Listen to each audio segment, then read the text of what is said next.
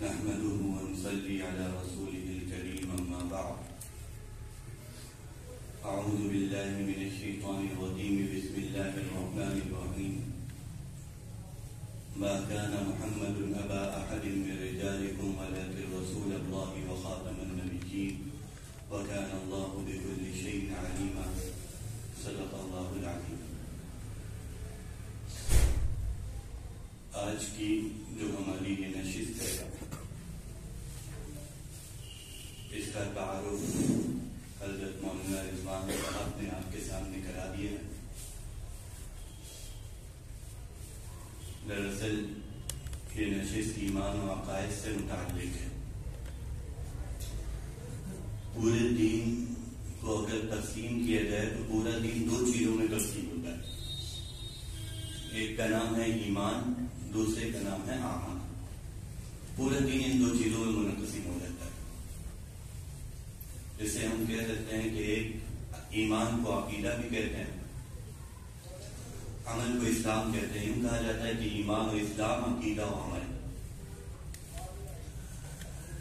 عمل کیسے کہتے ہیں؟ عمل کہتے ہیں کہ جو ہم اپنے اعضاء سے, اپنے جسم سے جو کام کرتے ہیں یہ عمل کہلاتا ہے. ہم نماز پڑھ رہے ہیں, ہم روزہ رکھ رہے ہیں, ہم زکوٰۃ دے رہے ہیں, ہم تلاوت کر رہے ہیں, یہ تمام چیزیں ہمارے اعمال ہیں. ایمان و عقیدہ کسے کہتے ہیں؟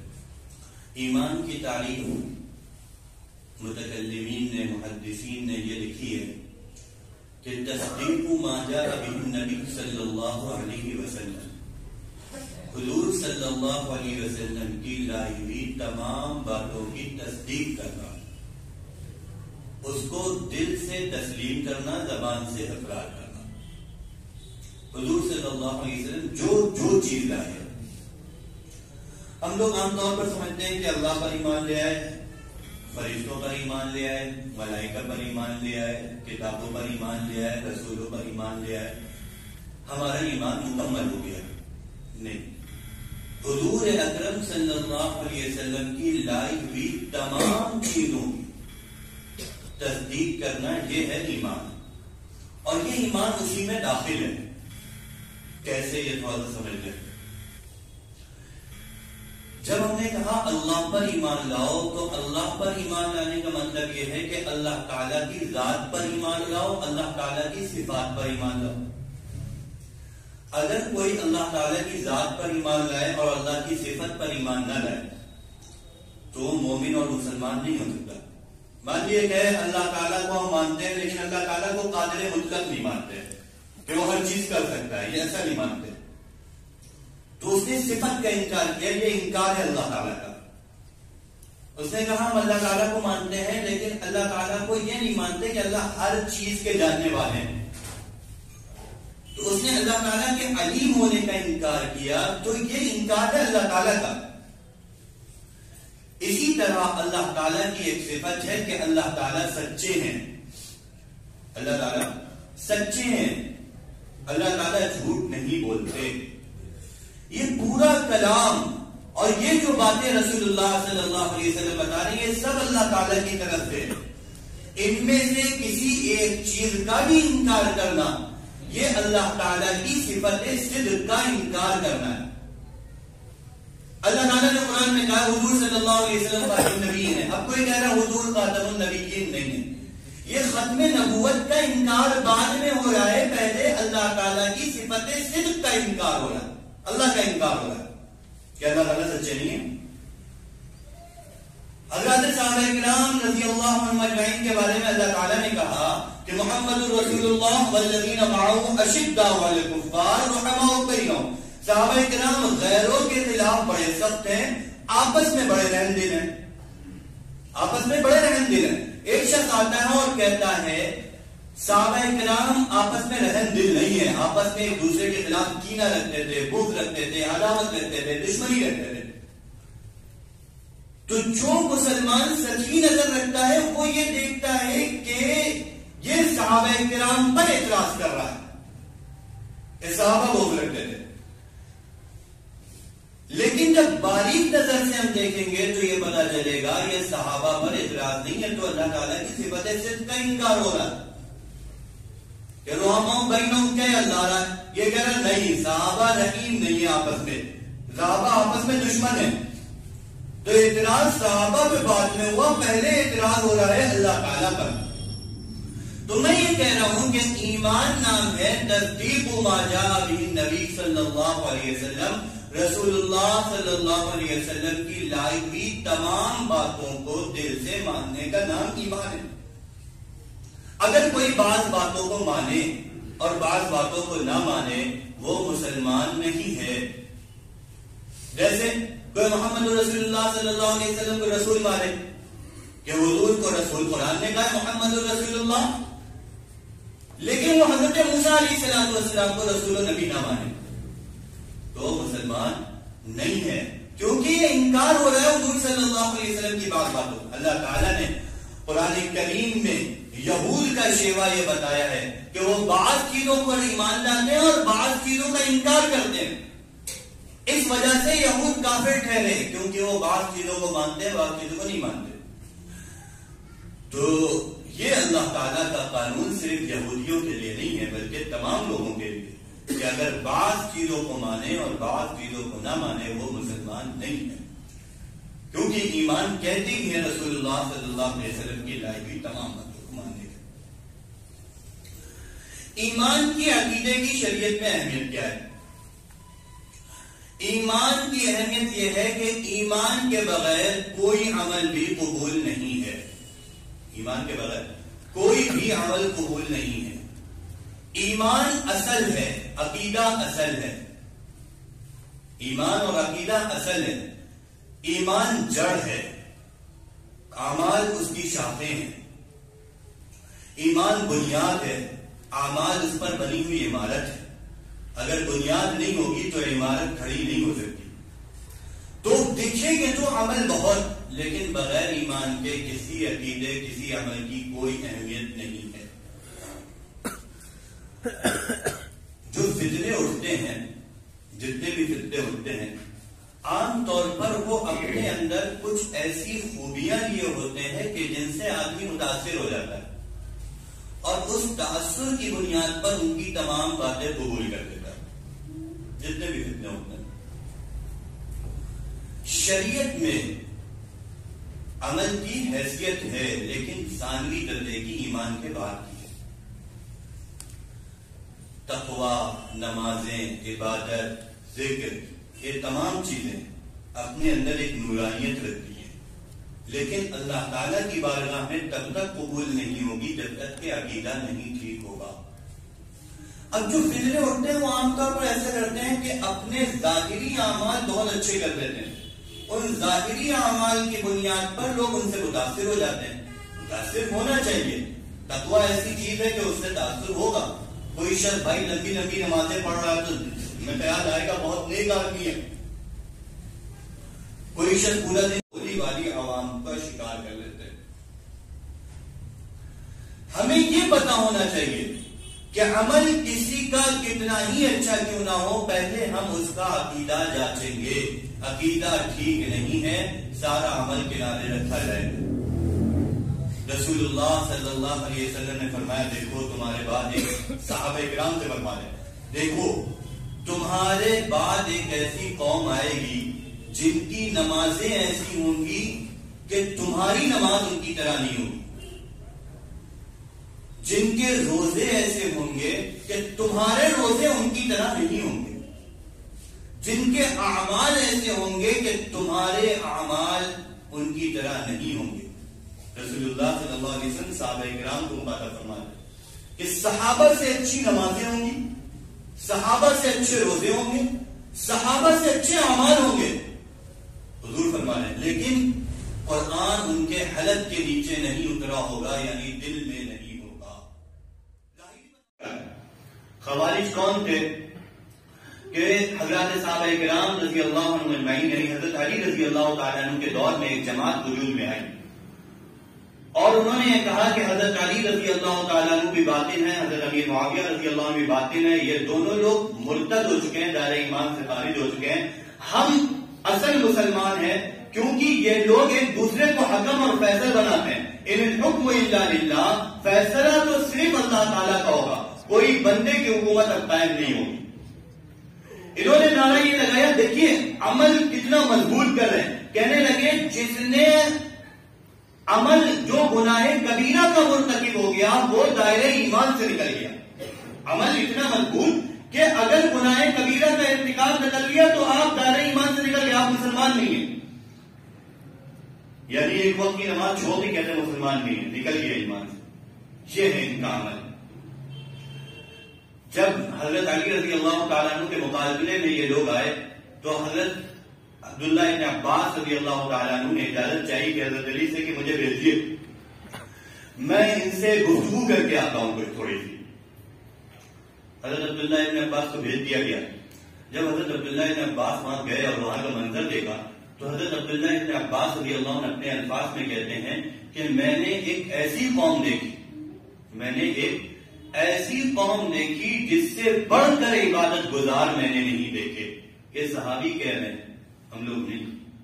یعنی ہمارے سامنے اگر ایسے لوگ آ رہے ہیں تو بھائی حیرت, چلو ہم عمل میں کچے ہیں, لیکن ایک صحابی رسول یہ بات کہہ رہے ہیں کہ میں نے ایسی قوم دیکھی. انہوں نے حضرت ابو بکر کو بھی دیکھا تھا, حضرت عمر کو بھی دیکھا تھا, حضرت عثمان کو بھی دیکھا تھا, ان کے ساتھیوں کو بھی دیکھا تھا, لیکن اس کے بعد کہہ رہے کہ میں نے ایک ایسی قوم دیکھی کہ جن سے بڑھ کر عبادت گزار میں نے نہیں دیکھا. تلبیس ابلیس میں ابن جوزی نے یہ بات نقل کری ہے. کہتے ہیں ان کے ماتھوں میں سجدے کے زخم ہو گئے تھے, نشان نہیں, زخم ہو گئے. ان کے ہاتھ ایسے تھے جیسے اونٹ کے ہاتھ, یعنی سجدے میں اتنا زمین پہ پڑے رہتے کہ ہر وقت گرد و غبار میں ملوگے. یہ حال ہے. لباس انتہائی معمولی سا پہن رہے. حضرت عبداللہ ابن عباس رضی اللہ عنہ کہہ رہے ہیں, اور جب حضرت عبداللہ ابن عباس سے وہ جاتے ہیں گفتگو شروع کرتے ہیں تو حضرت عبداللہ ابن عباس پہ وہ فتویٰ لگاتے ہیں, بھائی ہم قوم خصیمون, تم تو قریش کے لوگ ہو, قریش کے لوگوں کے بارے میں قرآن نے کہا یہ جھگڑالو لوگ ہیں, تم لوگ ٹھیک نہیں ہو. عبداللہ ابن عباس رضی اللہ عنہ کو فتویٰ لگاتے. یہ ہے ان کے اعمال. انہی خوارج میں سے ایک شخص تھا ابن ملجم, جس نے حضرت علی رضی اللہ تعالیٰ عنہ کو شہید کیا. جب حضرت علی رضی اللہ تعالیٰ عنہ کو شہید کرا, پہلے تو زخمی ہوئے تو اس کو گرفتار کر لیا گیا. جب حضرت علی رضی اللہ تعالیٰ عنہ انتقال کر گئے تو اس کو سزا دینے کے لیے بلایا گیا. تو عبداللہ ابن جعفر رضی اللہ تعالیٰ عنہ کا اس کو سخت ترین سزا دی جائے گی تاکہ یہ لوگوں کے لیے عبرت کا نشان بنے. کوئی پھر خلیفۃ المسلمین کسی خلیفۃ المسلمین پر حملہ کرنے کا ارادہ نہ کرے. تو پہلے اس کے ہاتھ پاؤں کاٹ دیے گئے. ہاتھ پاؤں کاٹے, راوی نقل کرتے ہیں کہ اس کو ذرہ برابر بھی گھبراہٹ نہیں ہوئی. اس کی آنکھوں میں گرم سریا ڈال دیا گیا, اس کو ذرہ برابر بھی گھبراہٹ نہیں ہوئی. یہ ابن ملجم ہے جو حضرت علی رضی اللہ عنہ قاتل, اس کو سزا اس لیے دی جا رہی ہے عبرت بنانے کے لیے. پھر یہ ارادہ کیا گیا کہ اس کی زبان کاٹی جائے. جب اس کی زبان کاٹنے چلے تو اس لرز کیا اور کہنے لگا تم لوگ میری زبان کاٹ دو گے تو میں اللہ کا ذکر کس زبان سے کروں گا, میں اللہ کا ذکر کس زبان سے کروں گا. زبان کاٹنے میں وہ لرز رہا, کہہ رہا میرے ذکر سے زبان میری غافل ہو جائے گی. یہ بدبخت حضرت علی رضی اللہ عنہ کو شہید کر رہا ہے, رسول اللہ صلی اللہ علیہ وسلم کے داماد کو, چوتھے خلیفہ کو, حضور کے اہل بیت کو, حضور کے پیارے کو شہید کر رہا ہے. ذرہ برابر نہیں کب کما رہا ہے, لیکن عمل اتنا مضبوط کیے ہوئے ہے کہ حضرت جب اس کے حضرات صحابہ کرام اس کی زبان کاٹنے کا ارادہ کر رہے ہیں تو وہ کہہ رہے ہیں کہ میں ذکر کیسے کروں گا. یہ ہے اس کا عمل مضبوط. میں یہ بتانا چاہ رہا ہوں رسول اللہ صلی اللہ علیہ وسلم کی پیشین گوئی ہے کہ ایسے مضبوط ہوں گے عمل صحابہ کرام, تم ان کے جیسے عمل نہیں کر پاؤ گے. اور صحابہ کرام کے دور میں ایسا فتنہ وجود میں آیا جو اتنے مضبوط تھے عمل میں. جو مجھے تعارف جس فتنے کا کرانا ہے اس پر شکیلیت کا, اس کے بھی عمل کچھ اسی طرح کے ہیں کہ اگر آپ دیکھیں گے تو حیرت زدہ, بالکل سنت کے مطابق چہرہ ہوگا, لباس ٹکنے سے اوپر ہوگا, پیجامہ ٹکنے سے اوپر ہوگا. ایک مرتبہ جب ہم لوگوں کی شکیلی سے گفتگو ہوئی تو جب ہم لوگوں کے سامنے آ کر بیٹھا, پہلے وہ وضو کر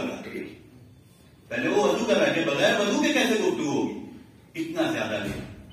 بنتھر میں فیکٹریاں ہیں, ایک فیکٹری میں جیس فیکٹری میں کئی لوگ شکیلی ہو گئے تقریباً. ان لوگوں سے ہم لوگوں نے جا کے ملاقات کری، گفتگو کری، تو ان میں سے ایک کو چھوڑ کر الحمدللہ سب لوگ واپس آ گئے. تو ان سے جب پوچھا گیا کیا ہوا تو وہ وہی بتا رہے کہ وہ تو ہمیں پہلے دین کی دعوت دے رہا تھا، اپنا دین منوا رہا تھا. جب کسی کو ہم نے یہ تسلیم کر لیا کہ یہ بہت دیندار آدمی ہے، جب کسی کے بارے میں ہم نے یہ تسلیم کر لیا یہ بہت دیندار آدمی ہے، جب اس کا دین کا ہم نے تاثر لے لیا تو ظاہر ہے دین کی آڑ میں پھر وہ اس کے بعد جو کچھ بھی منوائے گا ہم قبول کر لیں گے. امت مسلمہ کو سمجھنا یہ بات ضروری ہے کہ اعمال، اخلاق، معاشرت، معاملات، اچھی گفتگو کرنا، بیٹھ کر پانی پی لینا، یہ تمام چیزیں دین ہیں، لیکن دین کو جانچنے کا معیار نہیں ہے. دین کو جانچنے کا معیار نہیں ہے دین. نماز دین ہے لیکن نماز معیار نہیں ہے کہ ہر وہ شخص جو نماز پڑھے ہم کہتے ہیں مسلمان ہیں. منافقین کیا نماز نہیں پڑھتے تھے؟ قرآن نے کیا کہا ان کے بارے میں؟ ان المنافقین فی الدرک الاسفل من النار، منافقین جہنم کے سب سے نچلے طبقے میں ہوں گے. حالانکہ وہ نماز پڑھ رہے ہیں، وہ روزے رکھ رہے ہیں، وہ جہاد پہ جا رہے ہیں، وہ جنگ کر رہے ہیں، سب کچھ کر رہے ہیں، لیکن وہی کہ قرآن ان کی حلق کے نیچے نہیں اترا تھا. یہ تمام اعمال وہ کر رہے تھے. قرآن کہہ رہا ہے یہ سب سے نچلے طبقے میں ہوں گے. تو یہ تمام چیزیں دین ہیں لیکن یہ کسی کے ایمان کو، عقائد کو جانچنے اور پرکھنے کا معیار نہیں ہے. سب سے پہلے اس وقت امت مسلمہ کو یہ بات سمجھانی ہے کہ یہ تمام چیزیں جانچنے کا معیار نہیں ہے. کسی کے تقوی سے، کسی کی دینداری سے متاثر نہیں ہونا چاہیے جب تک کہ اس کی ایک ایک بات رسول اللہ صلی اللہ علیہ وسلم کی بات کے مطابق نہ ہو. حضور صلی اللہ علیہ وسلم نے فرمایا بنی اسرائیل میں 72 فرقے ہوئے تھے، میری امت میں 73 فرقے ہوں گے. حضور صلی اللہ علیہ وسلم فرمایا میری امت میں 73 فرقے ہوں گے، کلہم فی النار الا ملۃ واحدہ، سب کے سب جہنم میں جائیں گے سوائے ایک کے. حضور صلی اللہ علیہ وسلم فرما رہے سب کے سب جہنم میں جائیں گے سوائے ایک کے. صحابہ نے پوچھا وہ کون سا ہوگا؟ من کیا یا رسول اللہ، وہ فرقہ کون سا ہوگا؟ حضور صلی اللہ علیہ وسلم نے ارشاد فرمایا ما انا علیہ و اصحابی، جس طریقے پر میں ہوں اور میرے صحابہ ہیں وہی جنت میں جائے گا. یہ ہے معیار، یہ ہے ناپنے کا آلہ. دیکھنا پڑے گا اس کے نظریات کیا ہے، اس کے عقائد کیا ہے. جو صحابہ ہی کو نہ مانے، حضور فرمانے جو صحابہ کے طریقے پر ہوگا وہ جنت میں جائے گا. جو صحابہ ہی کو نہ مانے، کہہ رہے حضرت ابو بکر مرتد ہو گئے تھے نعوذ باللہ، حضرت عمر رضی اللہ اسلام سے نکل گئے تھے، تو اس کے ایمان میں کوئی اعتبار. فَإِنْ آمَنُوا بِمِثْلِ مَا آمَنْتُمْ بِهِ، قرآن کہہ رہے ہیں ایمان لانا ہے تو ایسا لاؤ جیسے صحابہ ایمان لائیں. یہ معیار ہے. قرآن و حدیث کی وہ تشریح قبول کی جائے گی جو صحابہ کرام نے بیان کری ہے اور صحابہ کرام کے شاگردوں نے یعنی ائمہ کرام نے بیان کری ہے، وہ تفسیر قبول کی جائے گی. حدیث کا وہ مطلب مانا جائے گا جو صحابہ کرام نے بیان کیا ہے. جو گمراہیاں ہوتی ہیں نا وہ سب قرآن کا نام لے کر ہوتی ہیں، حدیث کا نام لے کر ہوتی ہیں. دنیا میں اس وقت جتنے بھی فتنے موجود ہیں کوئی ایسا نہیں ہے جو قرآن و حدیث کا دعویٰ نہ کرتا ہو. سب کہتے ہیں قادیانی سے پوچھ لو، کہہ رہے ہو قرآن سے بات کرو، قرآن میں حضرت عیسیٰ علیہ السلام وفات پا گئے، یہ دعویٰ ہے. شکیلیوں سے بات کرو، شکیلیے تو اتنی حدیث پڑھتے ہیں، اتنی حدیث پڑھتے ہیں کہ ایسا ان کا شکیلیوں کا ایسا انداز ہے گفتگو کا کہ کوئی بھی آدمی جو شکیلیوں کے بارے میں جانتا نہیں ہو اس کے سامنے شکیلیوں کے گفتگو ہو جائے وہ ضرور بھی ضرور اس کی بات کو قبول کر لیں. یہ صرف ایک تو ہم نے خود ان کی پوری بات سنی ہے تو ہم نے بھی یہی تاثر لیا، اور ہمارے علاوہ بہت سے ایسے لڑکے ہیں یہاں پر بیٹھے ہوئے ہیں. حافظ مصعب صاحب حافظ بھی ہیں، 4 ماہ 2 مرتبہ لگے ہیں. ان کے سامنے شکیلیوں نے گفتگو کری، آپ ان سے پوچھئے، وہ کہتے ہیں بات تو ایسی کر رہے تھے کہ سمجھ میں آ رہی تھی ساری بات ان کی. ہر بات پڑھیں گے کہیں گے پہلے حدیث، ہر بات کہیں گے پہلے حدیث، حدیث میں یہ آیا دجال کے بارے میں، حدیث میں آیا دجال کے. پھر وہ حدیث کی تشریح بتائے گا نہیں، اس طرح سے تشریح کرتا ہے کہ آنکھوں سے دکھائے گا، اس طرح سے تشریح کرتا ہے کہ ایسا محسوس ہوگا کہ آنکھوں سے دکھا دے گا پوری کو. اس طرح سے تشریحات کرتے ہیں. پہلے وہ اپنی جو اچھا وہ ہوتا کیا ہے دراصل کچھ باتیں تو سب کی بھائی جیسے کوئی کہہ رہا ہے اللہ تعالیٰ کو ایک ماننا چاہیے. اب اللہ تعالیٰ کو ایک ماننا چاہیے بات تو قرآن حدیث میں لکھی ہے, لیکن اس کے بعد وہ یہ بات کہہ رہا نہیں اللہ تعالیٰ علیم نہیں ہے. ہم نے اللہ تعالیٰ کو ایک ماننا چاہیے, اس کی بات کو اس طرح سے قبول کیا کہ اس نے آئندہ کہا اللہ علیم نہیں ہے, یہ بھی قبول کر لیا. اب چونکہ عوام الناس یہ بات نہیں جانتی ہے کہ کہاں پر دلیل کا مطالبہ کرنا چاہیے, کہاں پر نہیں مطالبہ کرنا چاہیے, کون سی بات قرآن حدیث کے واقعی میں مطابق ہے, کون سی بات مطابق نہیں ہے, اس لیے وہ دھوکہ لگاتی. جیسے اس نے کہا دجال کی علامتیں بیان کری, دجال کے بارے میں اس نے بتایا. اب ہمارا بھی یہ نظریہ ہے کہ دجال سے پہلے دجالیت ہوگی, دجال سے پہلے دجالی فتنے آئیں گے, یہ بات رسول اللہ صلی اللہ علیہ وسلم نے فرمائی. اب وہ دجالی فتنے کی ایک روایت پیش کرے گی کہ حضور صلی اللہ علیہ وسلم نے فرمایا قیامت کے ٹائم پہ ایسا ہوگا کہ لوگ جوتے کے تسبے سے فیتے سے بات کریں گے. اب کا فیتا کیا ہے, کا وہ ایئر فون ہے, ٹھیک ہے تھوڑی بہت اس نے نزدیک دکھا دی. سفر بڑے آسان ہو جائیں گے, تھوڑی دیر میں پوری مسافتیں طے کر دے گی, یہ باتیں حدیث میں آ جائے گی. تو بہت سی چیزیں وہ جو واقعی میں حدیث میں ہے اور ان کا مصداق نظر آ رہا ہے. ان تمام باتوں کو بتاتے بتاتے حضور صلی اللہ علیہ وسلم نے فرمایا دجال کی سواری کہنے لگا سیٹلائٹ ہے, نہیں وہ کون کیا ہے دجال کی سواری, فائٹر پلین ہے دجال کی سواری. دجال کی آنکھ کہنے لگا سیٹلائٹ ہے دجال کی آنکھ. یہ تمام چیزیں وہ حدیث میں. اب وہ آگے آگے کہتا ہے کہ دراصل دجال کون ہے, کہنے لگا امریکہ اور فرانس. دجال کون ہے, امریکہ اور فرانس, کیونکہ تمام چیزیں جو قبضے میں وہ امریکہ کے, یہ دجالی نظام. تو دجال کون ہے, امریکہ. کہنے لگا رسول اللہ صلی اللہ علیہ وسلم نے فرمایا اس کے ماتھے پر کافر لکھا ہوگا. کہنے لگا جب ہم جوڑتے ہیں امریکہ فرانس تو امریکہ کا کا پھر فرانس کا پھر, یہ بیچ میں آ گیا کافر. تو بہت سی باتیں وہ کہے گا اور اس کے بعد تشریح کرے گا. دراصل یہ ہم لوگوں کے سامنے کھیل لگ رہا ہے کیونکہ ہم بتا رہے ہیں, لیکن جب وہ آپ کے سامنے آ کے اگر بتائے گا تو یقین جا کے آپ تاثر اس طرح کر لیں گے کہ ہاں اس کی بات صحیح ہے. اس طرح سے وہ سمجھاتا ہے. رسول اللہ صلی اللہ علیہ وسلم نے دجال کے بارے میں فرمایا دجال ایک شخص ہوگا. یہ حدیث ہے.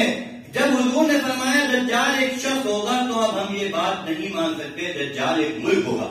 یہ بات مانی جا سکتی ہے کہ دجال کے ماتحت ملک ہوں گے, دجال کے ماتحت ملک ہوں گے. اس سے ہم نے سوال کیا, اچھا یہ بتاؤ, ایک شکیل سوال کیا تھا, اسلام اس نے قبول کر لیا تھا بات پہ, کہ اگر تم یہ کہہ رہے ہو کہ امریکہ دجال ہے, ہم نے یہ بتاؤ دراصل امریکہ کی جو در و دیوار ہے, جو امریکہ کی زمین ہے, وہاں کے پیڑ پودے ہیں, یہ دجال ہے یا وہاں کے لوگ دجال ہیں؟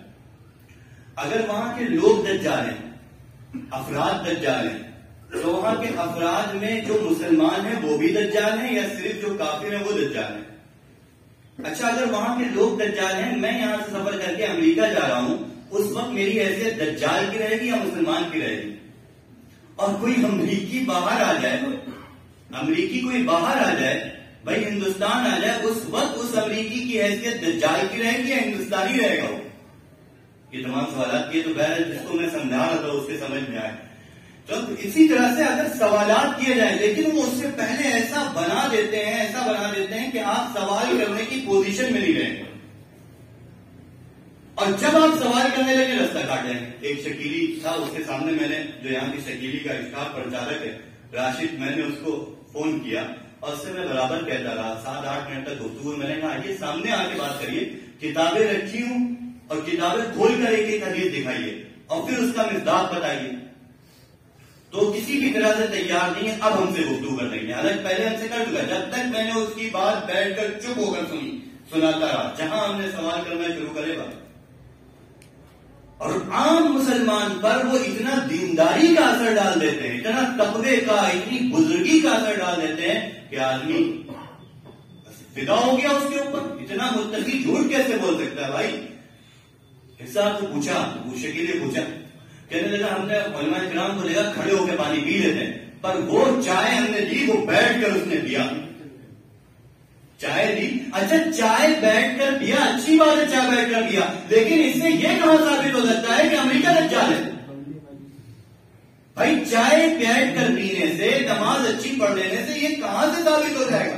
لیکن وہ چائے سے اتنی متاثر ہو گیا اس کی کہ بس جو بات اس نے کہی اس نے قبول کر لیا۔ تو جتنے بھی فتنے ہوتے ہیں وہ اپنے عمل سے اتنا متاثر کر لیتے ہیں کہ جب بات ان کے عقائد کی آتی ہے اس کے لیے ان کو دلیل دینے کی ضرورت نہیں ہوتی، وہ جو بات سمجھاتے چلے جاتے ہیں۔ اچھا چلو یہ بات مان لی امریکہ دجال ہے، لیکن حضرت عیسیٰ علیہ السلام اور حضرت مہدی کہاں ہے؟ کہنے لگا حضرت مہدی جب دجال اس نے ثابت کر دیا امریکہ دجال ہے، اب جب دجال آ جائے گا تو حضرت مہدی بھی آ جائیں گے، حضرت عیسیٰ بھی آ جائیں گے۔ کہنے لگا حضرت سب سے پہلا یہ حضرت مہدی حضرت عیسیٰ ایک ہے، حضرت مہدی یہ مجبوری ہے۔ جتنے بھی اب تک آپ کو بتائیں کتنے لوگوں نے دعویٰ کیا ہے حضرت عیسیٰ، ایران میں اس وقت میں 2000 لوگ تو جیل میں ہیں جنہوں نے یہ دعویٰ کیا ہے کہ میں مہدی ہوں۔ شیعوں میں یہ دراصل شیعوں میں یہ مہدویت ایک بہت بڑا لقب ہے، تو وہاں بہت سے لوگ آئے دن دعویٰ کرتے ہیں، اور ہندوستان میں ایسے 5-6 لوگ ابھی بھی موجود ہیں جن کو ہم جانتے ہیں کہ انہوں نے دعویٰ کیا ہے کہ وہ مہدی ہیں۔ جتنے لوگ بھی یہ دعویٰ کرتے ہیں کہ میں مہدی ہوں، وہ ایک بات ضرور کہتے ہیں کہ مہدی اور عیسیٰ ایک ہی شخصیت ہوگی۔ کیوں کہتے ہیں مہدی اور عیسیٰ ایک ہی شخصیت ہوگی؟ کیونکہ اگر وہ کہیں گے میں مہدی ہوں، پھر دوسرے کو بنائیں گے حضرت عیسیٰ، حضرت عیسیٰ چونکہ زیادہ پاورفل ہوں گے تو اب اس کو اپنی سلطنت دوسرے کو سونپنی پڑے گی، اپنے سے بڑا کوئی ایک، اور دراصل حکومت کرنے کے لیے لوگوں میں ایک جمع غفیر اپنے تابع کرنے کے لیے تمام دعوے ہوتے ہیں، اس لیے کوئی دوسرا ہمارا شریک نہ بنے ہمارے حصے کا۔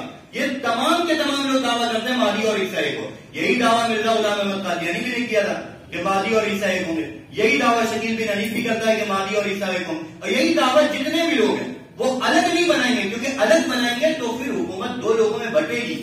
بھائی اکیلی سلطنت، اکیلی بادشاہ ہر ایک کو عزیز ہوتی ہے، ایک بندہ ہو لیکن صرف میرا ماننے والا ہو، کسی دوسرے کا نہ ہو۔ چونکہ حضرت عیسیٰ بنائیں گے تو 2 لوگ شریک ہو جائیں گے حکومت پہ، اس لیے تمام کے تمام لوگ دعویٰ یہ کرتے ہیں حضرت مہدی اور حضرت عیسیٰ ایک ہے۔ پہلا دعویٰ کیا ہوتا ہے حضرت مہدی حضرت عیسیٰ ایک ہے۔ وہ کہاں ہے؟ کہنا کہ ان کا نام ہے شکیل بن حنیف، ان کا نام ہے۔ اب حضرت مہدی کے بارے میں رسول اللہ صلی اللہ علیہ وسلم نے فرمایا، حضرت مہدی کا ترمذی شریف کی روایت ہے، ان کا نام میرے نام کے موافق ہوگا، ان کے والد کا نام میرے والد کے نام کے موافق ہوگا۔ تو واتی اسمو اسمی و اسمو ابی ابی، یعنی ان کا نام محمد ہوگا، ان کے والد کا نام عبداللہ ہوگا۔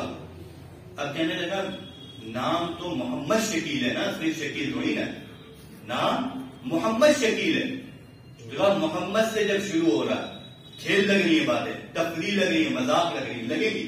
اگر ہم نے اپنی عوام کو پہلے سے یہ بات سمجھا دی تو جب کوئی آپ کے پاس آئے گا آپ کو اس کی باتیں مذاق لگیں گی۔ اگر پہلے سے نہیں سمجھائی تو وہ اتنا متاثر کر لیتے کہ یہ سب باتیں حقیقت لگیں گی۔ ہمارا مقصد یہی ہے، دیکھیے جب فتنے عوام میں پھیل جائیں تو ہماری ذمہ داری یہ نہیں رہتی صرف اس شخص کے پاس جائیں جو فتنے میں مبتلا ہو رہا، بلکہ ذمہ داری یہ رہتی ہے کہ سب کے سامنے باتیں کھول دی جائیں۔ ایک لڑکا راشد پچھلے 4 سال سے ہم لوگ اس کو جیل لیں کہ یہاں پہنچ رہا ہے، وہاں پہنچ رہا ہے، یہاں پہنچ رہا ہے، ایک ہی لڑکا پورے شہر میں اور شہر کے اطراف میں محنت کر رہا ہے۔ تو اگر ہم یہ سمجھیں کہ صرف ان لوگوں کو جا کے سمجھائیں گے جو شکیلی ہو جائیں گے تو ہم اس کے پاس جائیں گے، وہ نکل کے دوسری جگہ کام کرے گا۔ اگر ہم نے اپنی عوام کو بات پہلے سے سمجھا دی تو ہو سکتا ہے جب آپ میں سے کسی کے پاس ٹکرائے اس طرح کا عامل کوئی شخص تو آپ لوگ اس کے فتنے سے محفوظ رہیں۔ اگر بات پہلے سے ہی سمجھ میں آئی تو اس کی جب وہ سمجھانے آئے گا تو اس کی تمام بات حقیقت ہے۔ ہمارے حضرت مولانا محمد صاحب ایک بات کہتے ہیں کہ ہمارے یہاں ایک مزاج یہ بنا ہوا نا، کہاں ہے شکیلی، کہاں ہے قادیانی، آپ لوگ زبردستی کی بات کر رہے ہو۔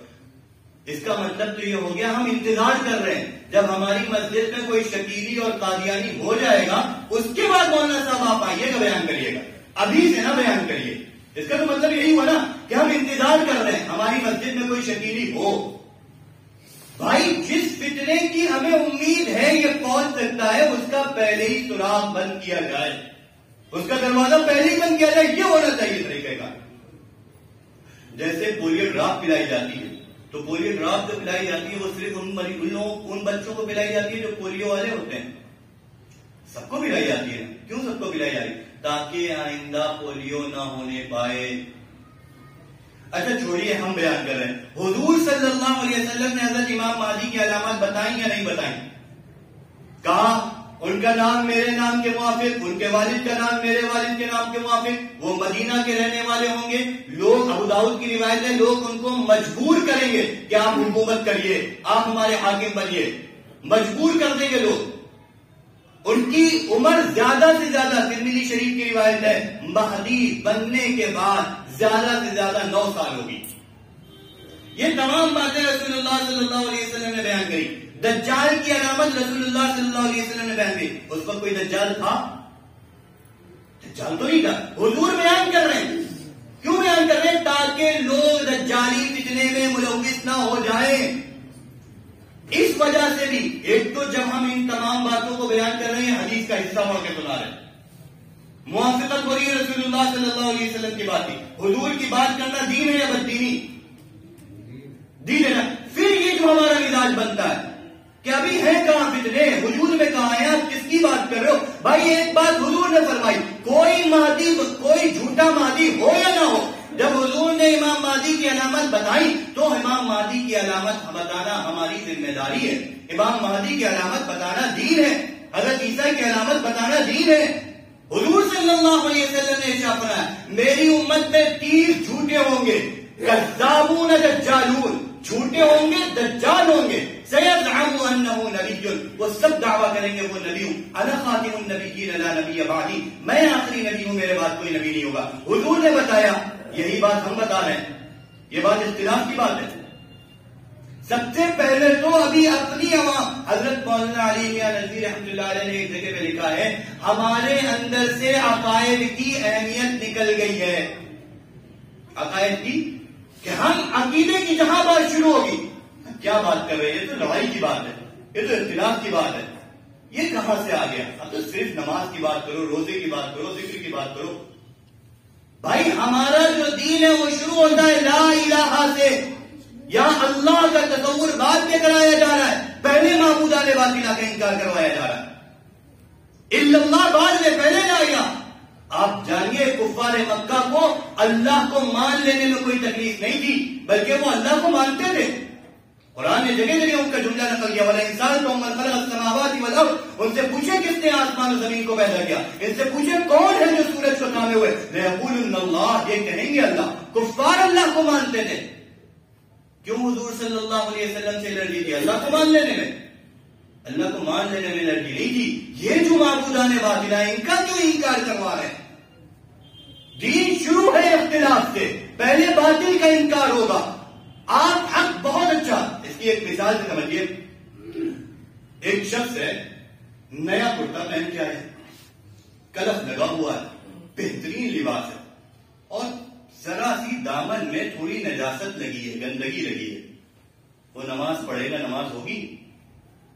بھائی بہت اچھی، تو پورا لباس تو اچھا ہے. کسی چیز کو گندا اور خراب کرنے کے لیے تھوڑی سی خرابی کافی ہوتی ہے. اچھا بننے کے لیے پوری طریقے سے اچھا ہونا ضروری ہے. لباس کے پاک و صاف ہونے کے لیے پورا لباس پاک و صاف ہونا ضروری ہے. ذرا سی گندگی رہی، یہ کافی ہے گندا کرنے کے لیے. اسی طریقے سے ہم پوری چیزیں بہت اچھی اچھی رکھیں، اور ذرا سی بھی عقیدے کی گڑبڑی آ گئی، پورا عقیدہ، پورا ایمان، پورا عمل، ہماری پوری منزل گر جائے گی.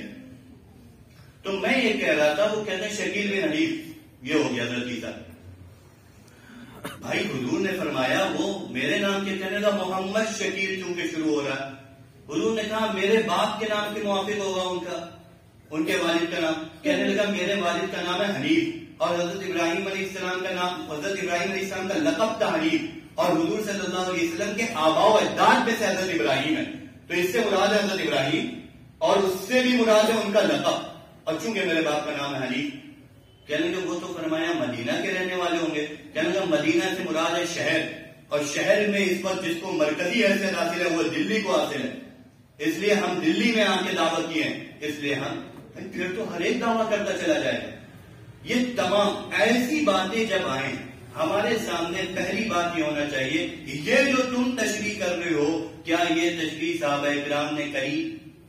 یہ تشریح بزرگان دین ائمہ دین نے کری؟ امام بخاری نے، امام مسلم نے کری؟ ابن حجر نے کری؟ اگر یہ تشریح سابقین اولین نے نہیں کری ہے تو ہمیں تمہاری کوئی بات قابل قبول نہیں ہے۔ پہچاننے کا طریقہ یہ ہوگا کہ جو بات کہو اس کی جو تشریح کرو وہ تشریح صحابہ کرام میں ہونا ضروری ہے۔ اچھا، حضور صلی اللہ علیہ وسلم کیا مذاق کر رہے تھے کہ ان کا نام محمد ہوگا، ان کے والد کا نام عبداللہ ہوگا، وہ مدینہ کے رہنے والے، ان کے یہ مذاق ہو رہا تھا؟ حضور کیوں بتا رہے؟ بتا اس لیے ہے نا کہ پہچان لیا جائے۔ اب یہ تمام نام ہے ہی نہیں تو ہم پہچانیں گے کیسے؟ یہ تمام نام ہے ہی نہیں تو ہم پہچانیں گے کیسے؟ دیکھیے، جب شخصیات کا تعارف ہوتا ہے، جب دین میں شخصیات کا تعارف ہوتا ہے تو ایسا تعارف ہوتا ہے کہ بالکل ہو بہو تعارف ہوتا ہے۔ حضور صلی اللہ علیہ وسلم کا تعارف تورات و انجیل میں تھا نا، اتنا واضح تعارف تھا کہ ابھی حضور صلی اللہ علیہ وسلم پر نبوت ظاہر نہیں ہوئی ہے، یعنی بچپن کا زمانہ ہے۔ حضور جا رہے ہیں، شام کا سفر کر رہے ہیں، ایک بحیرہ راہب نے دیکھا، دیکھ کر پہچان لیا یہ نبی ہوں گے۔ جب شخصیات کا تعارف ہوتا ہے، وہ نہیں کہہ رہے، حضور نہیں کہہ رہے میں نبی ہوں، ابھی تو حضور کا بچپن کا زمانہ ہے، چچا کے ساتھ سفر کر رہے ہیں، دیکھ کر پہچان رہا ہے۔ قرآن نے کہا یہ یہود آپ کو ایسا پہچانتے ہیں جیسا اپنے بیٹوں کو پہچانتے ہیں۔ اس کے جھوٹا ہونے کے لیے اتنا کافی ہے کہ دنیا میں کوئی شخص اس کو نہیں پہچانتا، یہ زبردستی آ کے منوا رہا ہے کہ دیکھو میں ہوں میں ہوں میں ہوں۔ کہا اگر جیسے کوئی کسی کے بارے میں کہہ دے، اتنا زیادہ جھوٹ بول دو اور سچ مان لیا جائے، تو وہ کرتے ہیں یہ لوگ۔ تو میں یہ کہہ رہا تھا، پہچاننے کے لیے دین میں جو علامات رسول اللہ صلی اللہ علیہ وسلم نے بتائی ہیں، ان علامات کی تشریح وہ قبول کری جائے گی جو صحابہ کرام نے کی ہو، جو محدثین نے کی ہو، جو مجتہدین نے کی ہو۔ قرآن و حدیث کے نام پر جو شخص اپنی بات بتائے گا وہ قبول نہیں ہوگی۔ یہ ہے پہچاننے کا طریقہ۔ کوئی بھی بات آپ سے، یہ ایک فرقہ نہیں، میں نے تمام بتا دی، کوئی بھی آ رہا ہے، کوئی بھی بات کر رہا ہے اور اس پہ کہہ رہا ہے یہ ہے اس کا مطلب، بھائی یہ مطلب صحابہ نے سمجھا تھا، اگر صحابہ نے نہیں سمجھا تو یہ مطلب قابل قبول نہیں ہے۔ وآخر دعوانا الحمدللہ رب العالمین۔ حضرت مفتی صاحب تشریف